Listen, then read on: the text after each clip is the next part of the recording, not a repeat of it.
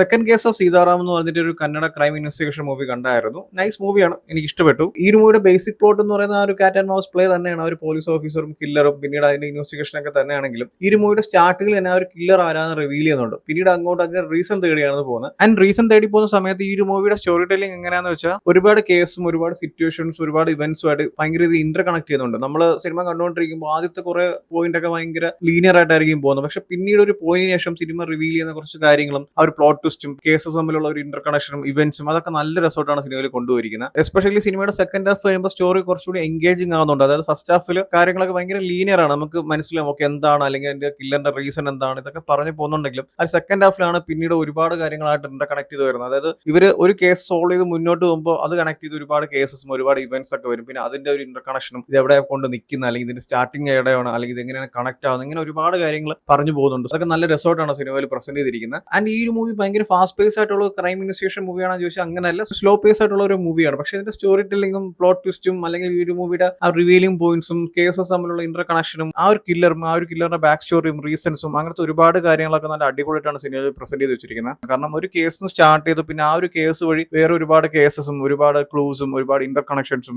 ഒരുപാട് ക്യാരക്ടേഴ്സും ഇവന്റ്സും സിറ്റുവേഷൻസും ഇങ്ങനത്തെ ഒരുപാട് കാര്യങ്ങൾ ഇങ്ങനെ പസിൽ പോലെ പോകുന്നുണ്ട്. സോ അതിന്റെ പ്രസന്റേഷനും ആ ഓരോ കേസിന്റെ എക്സിക്യൂഷനും അല്ലെങ്കിൽ ആ ഓരോ കേസസും സ്റ്റെപ്പ് ബൈ സ്റ്റെപ്പ് ലെയർ ചെയ്തിരിക്കുന്നതും അങ്ങനത്തെ എല്ലാ കാര്യങ്ങളും നൈസ് ആയിരുന്നു മൂവിയിൽ. ആൻഡ് ഈ ഒരു മൂവിയിൽ കുറച്ചുകൂടി ബെറ്റർ ആക്കാൻ തോന്നിയ ഈ ഒരു മൂവിയുടെ ടെക്നിക്കൽ സൈഡാണ്. ലൈക്ക് സിനിമാറ്റോഗ്രാഫി ആയാലും എഡിറ്റിംഗ് ആയാലും കളറിംഗ് ആയാലും CGI ആർട്ട് എല്ലാം ഒരു അമച്ചർ ഫീൽ ആയിരുന്നു. ഒരു തട്ടിക്കുട്ട് പരിപാടി പോലെയാണ് എനിക്ക് തോന്നിയത്. എസ്പെഷ്യലി ക്യാമറ വർക്കും കളറിംഗ് ഒക്കെ ഭയങ്കര ഡൗൺ ആയിരുന്നു. അതുപോലെ തന്നെയാണ് ഈ സിനിമയിലെ ഒരു വിക്ടിംസിന്റെ ബോഡിയുടെ ബ്ലഡ് കാണിക്കുന്ന കുറച്ച് സീക്വൻസ് ഉണ്ട്. ആ ബ്ലഡ് ഒക്കെ കാണുമ്പോൾ നമ്മൾ പണ്ട് ഈ നാടകത്തിനും ബ്ലഡ് ക്രിയേറ്റ് ആകത്തില്ല, അതുപോലെ തോന്നും. അങ്ങനത്തെ ഒരു പ്രസന്റേഷൻ ആയിരുന്നു. ലൈക്ക് ടെക്നിക്കൽ വൈസ് സിനിമ കുറച്ച് ഡൗൺ ആയിരുന്നു. പക്ഷെ മൂവിയുടെ സ്റ്റോറി ടെല്ലിംഗും പ്രസന്റേഷനും നൈസ് ആയിരുന്നു. ലൈക്ക് ആ ഒരു കാര്യം നല്ല രീതിക്ക് തന്നെ സിനിമയിൽ വർക്ക് ആയിട്ടുണ്ട്. എനിക്ക് ഇഷ്ടപ്പെട്ടു. ഒരു വൺ ടൈം ആയിട്ട് കാണാൻ പറ്റിയ നല്ലൊരു അടിപൊളി മൂവി തന്നെയാണ്. ഒരു സ്ലോ പേസ് മൂവിയാണ്, അല്ലാതെ ഭയങ്കര ഫാസ്റ്റ് പേസ് ആയിട്ടല്ല പോകുന്നത്. പക്ഷെ സ്ലോ പേസ് ആണെങ്കിലും പറയുന്ന കാര്യങ്ങൾ കുറച്ച് എൻഗേജിംഗ് ആണ്. ഓക്കെ നമുക്ക് അടുത്ത് എന്ത് നടക്കും അല്ലെങ്കിൽ ഈ ഒരു പസിൽ എങ്ങനെയാണ് സോൾവ് ചെയ്യുന്നത്, ഓരോ കേസും കണക്ട് ചെയ്ത് എങ്ങോട്ടാ പോകുന്നത് അല്ലെങ്കിൽ ഇത് എങ്ങനെ കണക്ട് ആവുന്നു, ഇതിന്റെ ക്യാരക്ടേഴ്സും സിറ്റുവേഷൻസും അതൊക്കെ ഭയങ്കര നൈസ് ആയിരുന്നു. എസ്പെഷ്യലി ആ ഒരു മൂവിയുടെ ടൈം ലൈൻ നൈസ് ആയിരുന്നു. ലൈക്ക് ഒരു സിംഗിൾ ടൈം ലൈൻ അല്ല സിനിമ സംസാരിക്കുന്നത്, പല ടൈം ലൈനിലൂടെയാണ് സിനിമയുടെ സ്റ്റോറി പോകുന്നത്. അതിന്റെ പ്രസന്റേഷനും നൈസ് ആയിരുന്നു. സോ എന്തായാലും ചെക്ക് ചെയ്ത് നോക്കുക. ആമസോൺ പ്രൈമിൽ മൂവി ഉണ്ട്, കന്നഡയാണ് ഒഫീഷ്യൽ ലാംഗ്വേജ്. ഞാൻ തമിഴിലാണ് കണ്ട, തമിഴ് ഡബൊക്കെ ഉണ്ടായിരുന്നു. സോ എന്തായാലും ചെക്ക് ചെയ്ത് നോക്കുക. ഓൾറെഡി ഈ ഒരു മൂവി കണ്ടവരാണെങ്കിൽ നിങ്ങളുടെ ഒപ്പീനിയൻസ് എന്താ വെച്ചാൽ കമന്റ് ചെയ്യൂ. വീഡിയോ ഇഷ്ടപ്പെട്ടാൽ ലൈക്ക് ചെയ്യൂ, ഷെയർ ചെയ്യൂ. ഇതുപോലത്തെ കൂടുതൽ വീഡിയോസിനായി ചാനൽ സബ്സ്ക്രൈബ് ചെയ്യൂ. Thank you so much.